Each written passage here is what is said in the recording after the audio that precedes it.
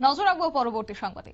21শে ফেব্রুয়ারি আন্তর্জাতিক মাতৃভাষা দিবস এবং এই দিবসটিকে সামনে রেখেই প্রবন্ধ প্রতিযোগিতা, সেই সঙ্গে বসে আঁকো প্রতিযোগিতার আয়োজন করা হয়েছে। পাশাপাশি যারা ভাষা শহীদরা রয়েছেন তাদের প্রতি শ্রদ্ধাঞ্জলি এবং সন্ধ্যায় একই সঙ্গে গানের আড্ডার মতো কর্মসূচি রাখা হয়েছে। এবং আন্তর্জাতিক মাতৃভাষা দিবস উপলক্ষেই এই প্রতিযোগিতামূলক আয়োজন। তবে পৃথিবীর সকল মায়ের ভাষা অমর হোক, এই বাক্যকে পাথেয় করে বিলোনিয়া প্রেস ক্লাবের প্রেক্ষাগৃহে আয়োজিত হলো রবিবার সকালে বসে আঁকো প্রতিযোগিতা। প্রদীপ প্রজ্বলনের মধ্য দিয়ে বসে আঁকো প্রতিযোগিতার সূচনা করেন শিক্ষা ও স্বাস্থ্য বিষয়ক সভাপতি বিলোনিয়া পৌর পরিষদের কাউন্সিলর অনুপম চক্রবর্তী। সাথে ছিলেন বিলোনিয়া প্রেস ক্লাবের সহ সভাপতি উৎপল বৈদ্য, প্রেস ক্লাবের সম্পাদক স্নেহাশিস চক্রবর্তী সহ অন্যান্যরা। তবে মঞ্চে উপবিশিষ্ট অতিথিদের আলোচনার পর শুরু হয়েছে বসে আঁকো প্রতিযোগিতা। কি রয়েছে বক্তব্য শুনুন। ফেব্রুয়ারি আন্তর্জাতিক মাতৃভাষা দিবস উপলক্ষে আমাদের আজকের অনুষ্ঠান। এই অনুষ্ঠানকে নিয়ে আমাদের অনেকগুলো পরিকল্পনা রয়েছে। এর মধ্যে আমরা প্রবন্ধ প্রতিযোগিতা করেছি।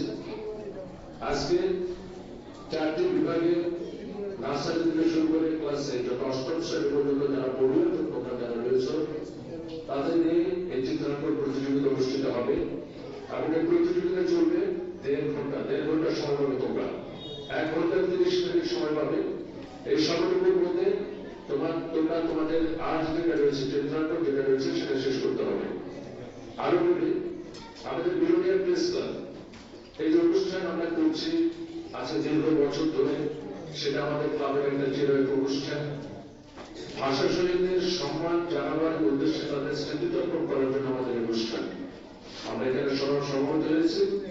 আজ এখানে রয়েছে 16 তারিখ, আগামী 21শে ফেব্রুয়ারি আমাদের বিলোনিয়া সচিবদের পরিমাণ অভিযোগে তোমরা শিশু যারা রয়েছে বা অভিভাবক যারা রয়েছে আপনাদের সবাই জানবেন এবং ইতিমধ্যে জেনেছেন। আমরা বিভিন্নভাবে প্রচারও করছি।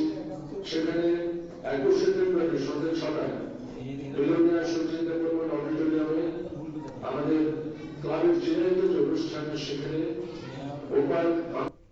আপনারা শুনলেন ওনার বক্তব্য। তবে বিলোনিয়া প্রেস ক্লাবে বসে আঁকো প্রতিযোগিতার আয়োজনে আজকে 180 জন খুদেরা অংশগ্রহণ করেছে। ক বিভাগে ছিল নার্সারি যেমন খুশি তেমন আঁকো এবং সেই সঙ্গে খ বিভাগে ছিল শীতের সকাল, পাশাপাশি গ বিভাগে মাতৃভাষা উদযাপন এবং ঘ বিভাগে ভাষা আন্দোলন করতে গিয়ে শহীদ।